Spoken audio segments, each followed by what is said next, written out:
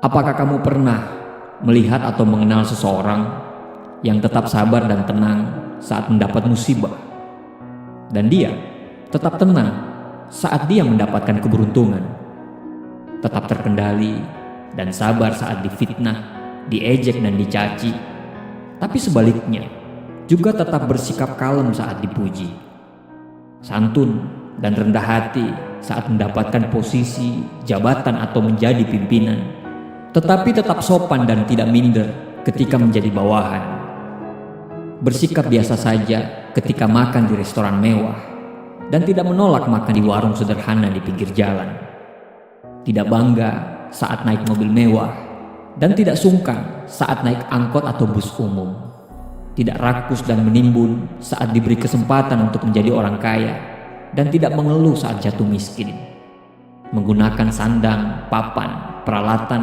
yang dimanfaatkan fungsinya bukan untuk dipamerkan mereknya. Matanya sudah tidak silau dan tidak tergoda dengan indahnya bungkus atau pernak-pernik aksesoris. Dia lebih memilih arti hidup, memilih teman tanpa membedakan status sosial, gelar, atau posisi. Orang seperti ini itu adalah orang yang sudah selesai dengan dirinya sendiri. Kakinya menapak bumi saat menjalani realitas kehidupan, tapi jiwanya sudah berada di langit. Ego dan keakuannya sudah tertaklukkan. Buat dia, kehidupan di atas bumi yang dia jalani hanya sekedar peran-peran fana, amanah dari Sang Pencipta yang Maha Agung. Tampilan orang yang seperti ini mungkin kurang seru dan kurang asik, dan tidak banyak orang yang seperti ini. Tapi carilah dia dan jadikanlah dia teman sejati.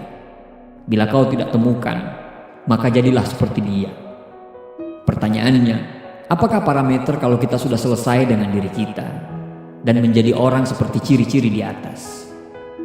Yang pertama, kamu bisa mengontrol ego dan ambisi dengan baik.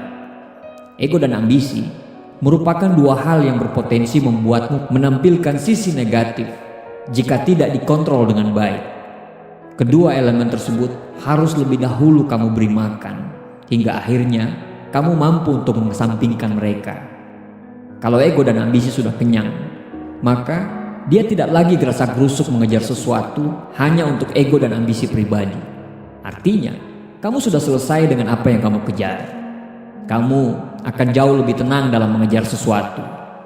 Kalau apa yang kamu inginkan tercapai, kamu alhamdulillah, tapi biasa saja. Tapi kalau tidak tercapai, ya bismillah, coba lagi dan biasa saja. Yang kedua, kamu sudah tidak lagi punya keinginan untuk hidup bebas sesuka hatimu. Tanda bahwa kamu sudah selesai dengan dirimu adalah kamu sudah tidak punya keinginan untuk hidup bebas sendirian. Semakin kamu puas dalam mengeksplorasi diri dan kemampuan, kamu akan semakin merasa penuh dan cukup dalam mencintai diri sendiri. Saat tugasmu telah benar-benar rampung, kamu pun akan merasa siap untuk berbagi kehidupan dengan orang lain. Perasaan tersebut yang kemudian menggerakkanmu untuk mulai belajar menetap dan yakin memulai komitmen sehidup semati dengan orang lain. Yang ketiga, kamu bisa bahagia walaupun tanpa orang lain. Jika kamu masih menjadikan orang lain sebagai satu-satunya alasanmu bahagia, itu berarti menandakan bahwa kamu belum selesai dengan dirimu sendiri. Mengapa demikian? Perlu kamu ketahui bahwa orang yang telah selesai dengan dirinya paham betul kualitas diri yang mereka miliki. Mereka juga paham apa yang mereka inginkan dalam hidup ini. Hal tersebut yang kemudian membuatnya menjadi pribadi yang mandiri dan enggan menggantungkan kebahagiaan di raga manusia lain. Mereka berani berlaku demikian karena mereka mampu menciptakan bahagia dengan cara mereka sendiri.